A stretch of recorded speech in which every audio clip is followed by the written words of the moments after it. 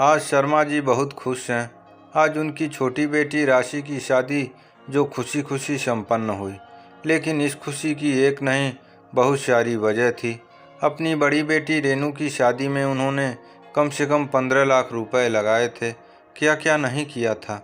गांव वाली ज़मीन बेची, बीवी के पुराने कंगनों से बेटी की ज्वेलरी बनवाई।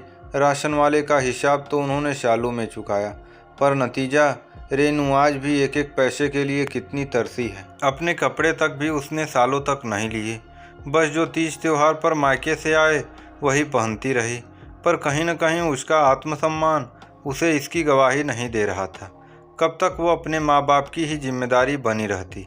उन्होंने उसे पाल पोस कर बड़ा किया, उसकी शादी में बेइंतहा पैसा लगाया, फिर भी उन्हें उसकी छोटी छोटी ज़रूरतें पूरी करनी ही पड़ती थी। अब क्या करते, बेटी को ऐसी हालत में भी तो नहीं देख सकते थे। वो तो शुक्र है उसने बीए किया था। उसके बाद उसने एक पड़ोस के ही स्कूल में नौकरी करनी शुरू कर दी, जिसकी बदौलत अभी उसके पास कुछ ट्यूशन भी आने लगे थे। कुल मिलाकर अब गाड़ी थोड़ी थोड़ी पटरी पर आने लगी थी। भले ही धीरे धीरे, पर उम्मीद तो बनने लगी ही थी। साथ ही रेनू ने आगे पढ़ने का भी मन बना लिया था, जिससे भविष्य में कुछ अच्छा होने के संकेत मिलने लगे थे। ये सब हुआ तो बहुत देर से, जिसके लिए शर्मा जी खुद को हमेशा दोषी मानते आए। काश उन्होंने उसे बाकी की पढ़ाई ससुराल में पूरी करने की नसीहत न दी होती। उसकी शादी कुछ साल रुककर उसकी पढ़ाई पूरी होने पर कराई होती। शादी में लगाए जाने वाले पैसे उसकी पढ़ाई पर लगाए होते। उसे हर परिस्थिति से लड़ने के लिए सक्षम बनाया होता। उसकी कम पढ़ाई के कारण ही ससुराल में उसे अपने सम्मान की कितनी लंबी लड़ाई लड़नी पड़ी।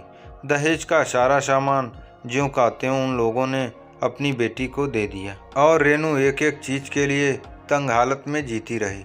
शादी में हुई बड़ी सी दावत, सब रिश्तेदार नाक भौं सिकोड़ते हुए खा पी कर कमियाँ निकाल कर अपने अपने घर चले गए।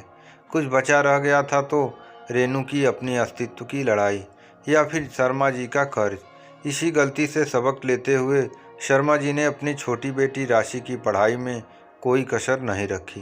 भले ही इसके लिए उन्होंने लोन भी लिया, लेकिन इसका उन्हें जरा भी मलाल नहीं था, क्योंकि उन्हें उसकी काबिलियत पर पूरा भरोसा था, और वही हुआ भी। आज राशि पढ़ लिख कर एक सॉफ्टवेयर इंजीनियर बन गई, और उसने अपने पापा का लोन खत्म कर कुछ पैसे जमा कर उनका भविष्य भी सुरक्षित कर दिया है। और आज उसकी शादी शर्मा जी के बचपन के दोस्त के बेटे के साथ इसी शर्त पर बिना लेन देन के हो रही है कि शादी के बाद भी वो अपना काम जारी रखेगी, भले ही परिस्थितियां जैसी भी हों। दोनों मिल बांट कर अपनी जिम्मेदारियों को निभाएंगे। आज शर्मा जी समझ चुके थे, और इसलिए अपने साले साहब को समझा रहे थे कि केवल वे ही नहीं, हजारों लाखों ऐसे लोग हैं जो अपनी बेटियों की पढ़ाई से ज़्यादा खर्च उनकी शादी में करते हैं, जिसका 1/4 हिस्सा भी बेटी को नहीं मिलता। दहेज लड़के वाले ले जाते हैं, रिश्तेदार पत्तल चाट जाते हैं, और समाज कमियां ही निकालता रह जाता है, कभी बेटी में कभी शादी में। एक माँ बाप को क्या मिलता है? उसका तो घर भी खाली, कलेजा भी खाली, तिजोरी भी खाली। कभी बेटी के शादी के अगले दिन उस घर के हालात देखिए, कैसा बंजर सा हो जाता है। घर में शादी की रौनक से लेकर सब सामान तक एक सूनापन लिए होता है, क्योंकि पिछले 6 महीने से अगर कुछ खरीदा भी गया होता है तो वो केवल शादी के लिए। पर अब घर में न बेटी होती है न सामान। माँ बाप होते हैं लूटे हुए से, बेटी की एक आवाज़ को तरसते, जैसे उनकी ज़िंदगी में कोई मकसद ही न बचा हो। इन सब के बाद भी अगर बेटी तकलीफ़ में हो तो उन पर क्या बीतती होगी, इसका अंदाज़ा लगाना भी मुश्किल है।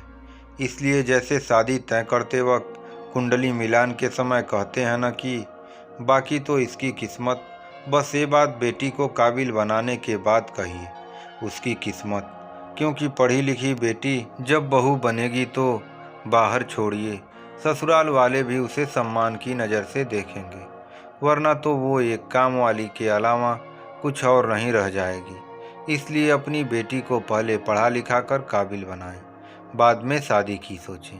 आपको ये कहानी कैसी लगी कमेंट बॉक्स में ज़रूर कमेंट करें।